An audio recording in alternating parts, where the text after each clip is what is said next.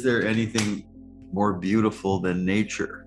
Answer, yes, the fact that we're able to appreciate nature. Yeah, exactly. Yeah, instead of quibbling over what experiences we have had or shouldn't have, we should just be amazed that we have experience. Yes, exactly. And what a miracle it is. It is indeed. The first question is, how can communities based around virtual meetings, subhus, etc., foster the togetherness that is generally fostered in person? Well, what an excellent question that we've all tried very hard to deal with and are always looking for new angles on new approaches to new ideas. It seems generally impossible to have the same kind of open intimacy virtually that one has in person. Well, it's hard enough to have it in person. Yes, it's hard enough to have it in person, but at least you get the advantages of the subtleties of behavior, nonverbal behavior, more gestures, and for all I know, pheromones. Well, the thing is, if you already have that more in-person connection, then I think it's easy to transfer it to a virtual meeting, in spite of the fact that the virtual meeting will be of necessity due to the technology. Necessarily limited compared to in-person. Exactly. But if you already have a relationship with people, then you still have that. I mean, the person is more alive if you know them in life. Right. Well, I wonder if we could just step back from this and not think about the problems we have or the compromises we make going virtual, and just look at it freshly and see what it would be like if we thought of it as an opportunity we could use rather than a sacrifice. If we approached it really positively, what could we come up with that would be helpful? I mean, I don't mean helpful, I mean good and maybe better. Well, I don't know about better, but I think even if you haven't met people in person, the more personal sharing they do online helps to make up for some of that. In other words, it's relatively easy, at least to feel like you've gotten to know someone if you've interacted much in person. Yeah. But that's because we know intimate things about them, whether they're verbal or not. We have our observations. So I think just showing more of yourself in a virtual meeting can help. Yes. Except that I don't like to show my face. What's that about? Actually, I don't really mind, but the computer I always use doesn't have a camera. Well, any other ideas? How can we maximize this thing? I don't know. We may have to learn as we go. I don't have any big insights. Getting people involved. Having meetings is all nice and everything, but you've got to get people actually involved on something. So if you had a topic or you had, let's say, a class, let's say someone was, basically having a presentation or whatnot on some of the selected texts, but then if it was organized in the form of a symposium, and you had, maybe one main presenter, but a dialogue between people, that would be helpful, I think. Well, it allows for more shared involvement. Yes. Well, yeah, if people, and I don't know exactly how that exactly it fits, but if people had to cooperate on something. Well, the problem with something like text is that it's one thing to read it. It's another thing to read it and discuss it. Yeah. That tends to give too much weight or power or time to the person who's reading it or leading the session. It just sort of naturally works that way. Well, yes. The primary host of the event is always going to have a little more focus. Right. But it's manageable, I think. Yes. Unless we rotate who is the host. Oh, well, we might do that anyway. But I just mean in any virtual meeting, the host inevitably ends up being a mediator or a moderator to some extent. But it doesn't have to be overbearing. Right. Well, how should we try this? I think I'm not too sure I understand what exactly are we trying to do here. Well, we started by trying to find a way that would make virtual meetings more like being in person, or maybe better than being in person. Zeta Badria suggested that if we ran them like a symposium so that there was a topic but everybody could contribute or would contribute, there might be more interaction. Yeah. All right, and what would that topic be, and how would we know if everybody's interested in that topic? Well, Zeta Badria suggested we take something like one of the Shuan The texts Yes. and maybe read it and then discuss it. But as I was saying, there's always this tendency to have the reader sort of hold forth about it. Yes, exactly. Or maybe even more so, how the text itself or some part of it really resonates with their life experience. Ideally, yes. If we could get people to contribute that way. Yeah, if. All right. What else might we do? You know, sometimes when people meet in person as parts of certain groups, they have like trust building exercises and stuff where, okay, you fall backwards and someone's supposed to catch these sorts of.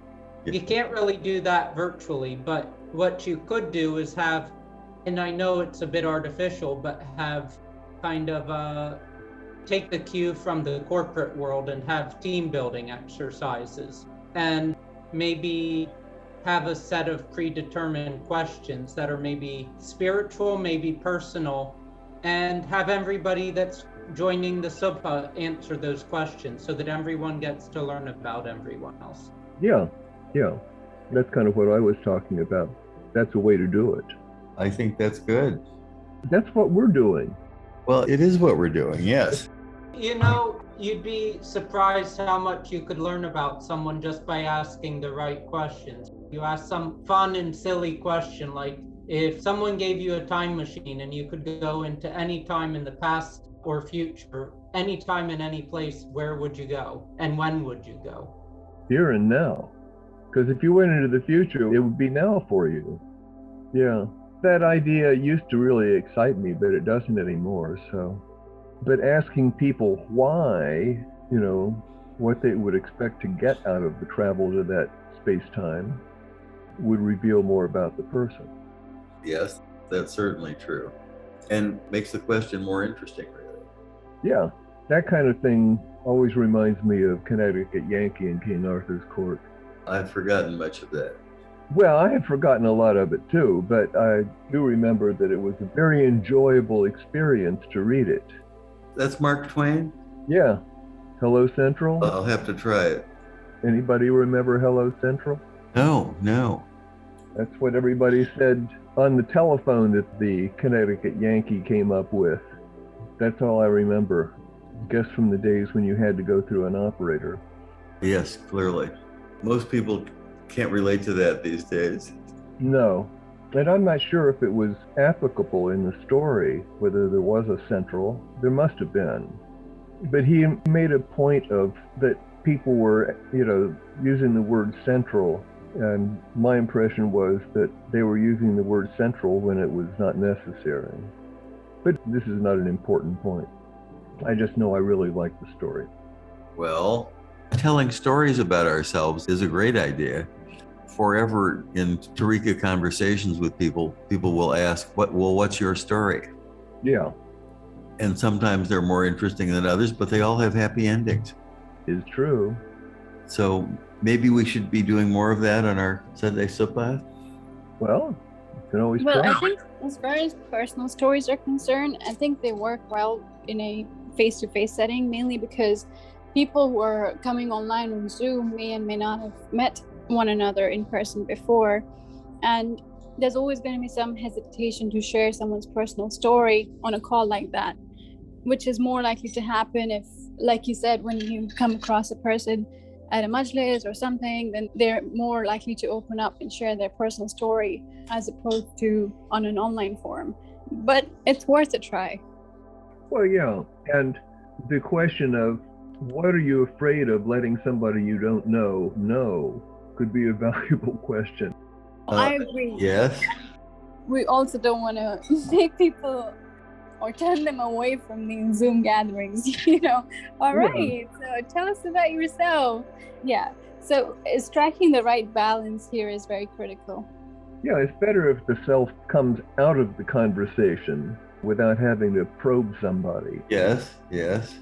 But, if the guideline is that, whatever the topic is or topics, see if you can relate it to your personal experience. And then you're talking about yourself. Yes. I don't know what else to do with this question. I'm not sure either. But it's a good question, and one that I hope we keep asking. Well, yeah, the question All right. should linger. Next question. How did you first come across the direct path, and what was it about it that spoke to you? Well, I first came upon the direct path at the suggestion of one of our kukara who had been reading around in literature, and it immediately appealed to me as having to do with, because it seemed like instruction, and instruction that was non-conceptual. And that struck a very immediate and deep chord for me. And the notion of getting away from the intensely cerebral so-called spiritual life of the Tariqa and actually engaging one's soul had a lot of appeal to me. Yeah, I'd have to say I found it because you mentioned it to me. And then the first thing I realized about it was that I was a non-dualist. Yes, that's exactly right. Yeah, and the additional attraction that I didn't expect was the emphasis on experience. And that really made a difference for me. Yes, and for me. And that's how it started. And then it went to others, like the other people on this call. So you get to answer this question too. Who wants to go wow. first? Saida Zainab? Well, I came across direct path from Sheikh al-Bashir and my husband also. But first it was Sheikh al-Bashir that he introduced me to direct path. And when I first read Greg's book, I would have to say like the same thing as Sidi Talha said. I didn't feel like I was not a non-dualist, but there was a lot of experiments to do, which were really interesting. I have never come across such experiments before, and they were really helpful to understand what does non-duality mean in essence. And then I had a really nice experience when I attended a retreat in California, which was almost like a immersion, which was wonderful. And yeah, and that sort of reinforced my practices a bit more. And I think it's a great asset, not just an asset, but it's a very good practical means, putting together everything that the Tariqa has with the method. Yes, a real method. Yeah, I think there's something about that combination of self-inquiry and attention to experience that I think are synergistic. I mean, where are you going to find anything other than in your own experience? Yes, where else is there?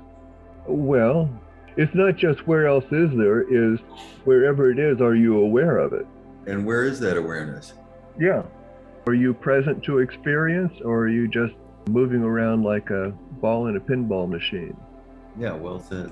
I love pinball machines. You've used that analogy several times. Oh, all right. I forgot. Which is cool. Yeah. You can always talk about, billiard balls and things like that too. But anyway, yeah. I mean, after all, how do you know whether or not you do anything? Good question. Yeah, it is a good question. And I think that should come before trying to come to grips to perhaps not having such free will. I think you have to start in your own experience. Yes. It's sort of like, can you really find the connection between the decision you made and the action you did? Yes. Where is that really? Yeah. What is the connection? Are they separate? Does one inevitably follow the other? Yeah. Good question. Yeah. And can you find the moment at which one starts? And where is it? Oh, you mean starts in action? Yes. Hmm. All good DP questions. And this thing about decision making, where does that come from and how does that start? Where's that located? How does it work really? It's implied in the assumption that there is an individual self involved in everything. Mm-hmm. We need, our language tells us we have to have a subject to go along with a verb, which is why we say it's raining. Uh-huh. And the subject, the first person subject, is an assumption. And the challenge is to find out if there's any basis for it. Mm-hmm. Good. Much of my thinking on this is recently focused by Laura Lucille, who pretty much told me, if you look at and see and can understand the dynamics of the mind, it won't bother you as much. Yeah. It won't seem so important. Exactly. You can say, oh, well, that's what my mind seems to do, and not automatically recognize it as the voice of God that goes with that. And well, it was just a day or two ago, I was having a conversation with a senior fakir about, well, it was about his spiritual life, but one of the issues was dealing with practical realities in the world in which I hasten to add God has placed us. But the best formulation I can come up with is actually one from Greg, which is, yes, you have to deal with it, but you don't have to believe it. Yeah. I think that's a wonderful way to look at practical exigencies. Yeah, I mean, never mind. No, I don't know what to say. But is there any difference? What separates the event and our response to it? Yes. Is the resultant, those influences, are they inevitable? As soon as the experience begins? Yeah, I don't know. Honestly, every time I look for will in a lot of the things I do, I have trouble finding it. Yes, indeed. But what a wonderful exploration it is. Yeah. I mean, it's kind of like the most important. Yes, indeed. Or one way to formulate the most important question. Yeah. For me, the direct path just brought everything together, because I could see the truth of it in every spiritual teaching I had got into to any extent. So it was great relief and a great delight. Still is. Yes. But you can be present for the Tarika practices. Of course you can. I mean, it's not like you can't, like there's any mutually exclusive thing there. Yes, and it also provides that catalyzing effect of being able to do something that's intelligible and immediate and personal. It's not like learning the doctrine. No. It's not like trying to understand a particular rite or ritual, which are beautiful. Yeah, and worth understanding. And facilitative in their own way. Right. I mean, if you didn't have the practice, how could you possibly understand it? Precisely. And that aspect of things has been, I think, emphasized by our involvement with the direct path. Right, right. Indeed. Those things don't seem so hollow anymore. Yeah, and things that we used to worry about in terms of treading the path don't seem to be worth worrying about so much. Just be there when it happens, whatever it is. Don't be caught by surprise, even though it may surprise you in a real sense, but don't be surprised to be surprised. How are we doing here, Advaita? Good. Would you like to chime in on this one? I don't think I have anything to add. Do you feel we've dealt with the question adequately, or? Well, it was a more personal question, and I was enjoying listening to all of you talk about it, and I think you did a great job. Okay. How did you come to be a non-dualist? I think I've always been a non-dualist. I don't know that I would have formulated it that way. No. But it was sort of like, of course. Right. Let's reformulate it. How did you come to recognize non-dualism as your philosophy of preference?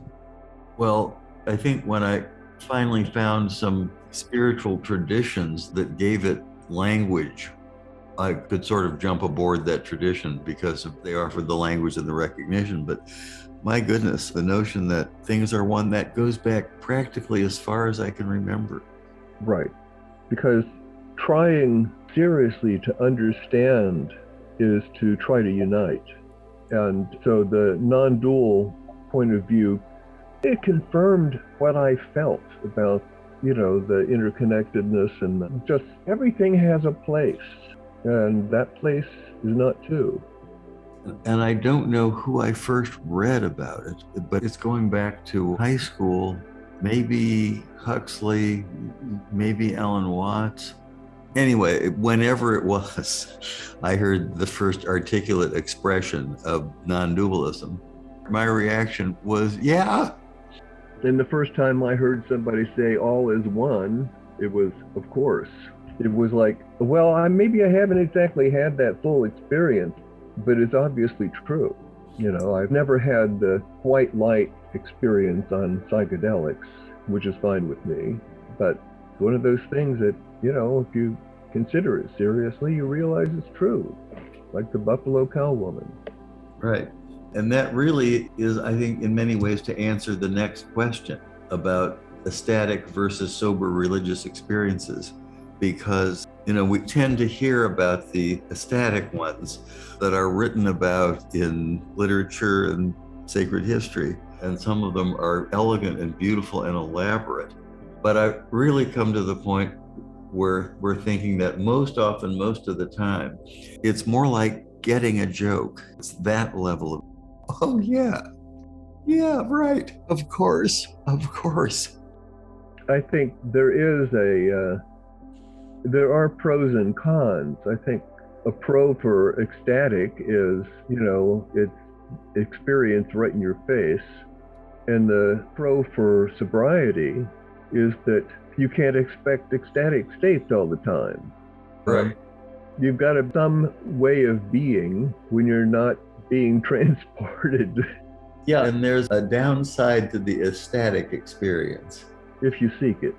Well, even if you have an ecstatic experience, you tend to believe that, looking at those I've known and stories I've heard, they tend to believe that that's it. And in fact, that experience is just one form, one level, one iteration of possible experiences. You don't want to like absolutize your direct experience, but you do want to take it seriously. Sure, of course.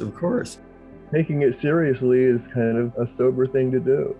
Yes, I guess I'm addressing the issue of these things are somehow necessarily personal. And if they are personal, there's some degree to which they can be shared and some degree to which they can't be shared. Some degree to which they are a product of you and the universe and not the product of every man in the universe.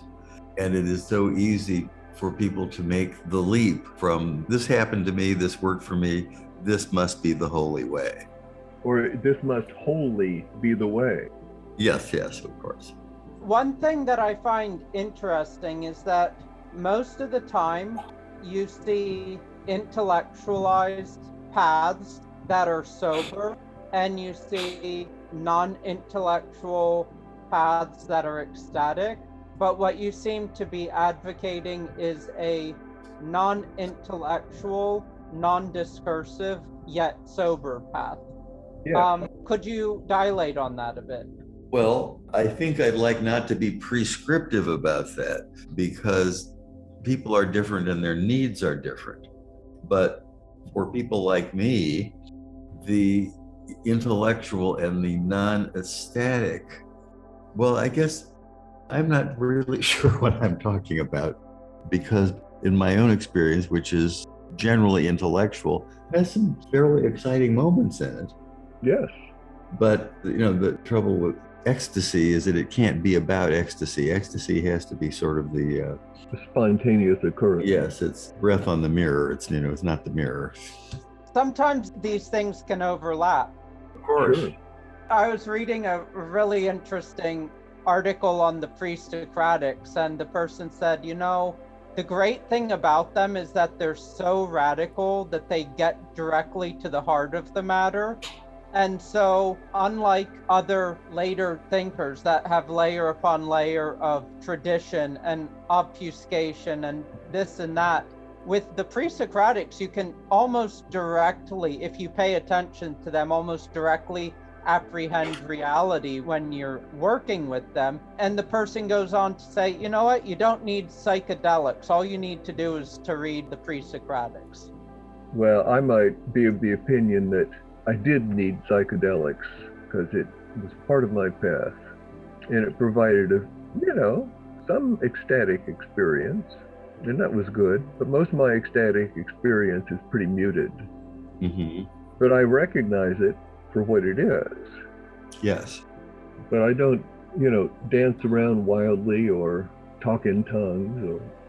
Well, I mean, scholarship can sometimes, and it's really rare, okay? It's really rare, I'll say that. But sometimes scholarship, for someone that has the right attitude towards things, can really lead someone somewhere that they weren't expecting, and it's really amazing. There was one of the very early scholars of ancient Greek religion, Jane Ellen Harrison, started out writing a book that's like run-of-the-mill anthropology, using all of the most modern methods at the time and incorporating Darwin and all of this stuff. By the time she's 1/3 of the way through, she throws all of that out. She starts writing the stuff from the perspective of the Greeks, and by the time she's halfway through, she completely turns around again and writes the second half of the book from the perspective of an intoxicated adept of Dionysus. And it's amazing. I mean, this is truly amazing, and it's what I love to see. And this has happened in the realm of scholarship. It just doesn't happen every day, but I think it really comes down to the attitude of the person who's writing. If they're a serious seeker, the wisdom will search and find them rather than them actually being the impetus behind the search. Well, and the peculiarities of the seeker and reader in that Right. case. Yeah, I like to think that the best writings or communications of whatever sort are ones that take you on a journey somewhere you haven't been before. So that, oh, well, I've heard about this, but now I see. It's not descriptive, it's participatory in a certain way. You have to travel along with the author when it's really good stuff. You can't just, file away the information they provide.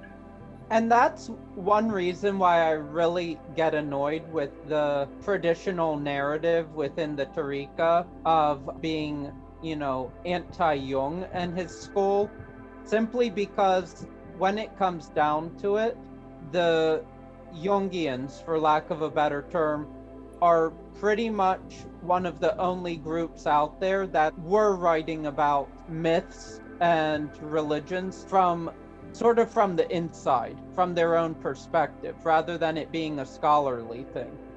They did some good things. I mean, just think of Corbin, for instance. And I mean, when it comes down to it, Henry Corbin's writings on Islam, his book on Ibn Arabi, his book on Suhrawardi, they taught me more about the internal spiritual dimension of Islam than any other books. Anything from within the traditionalist school or anything from, an actual Muslim pen. And he got there through Heidegger and Jung.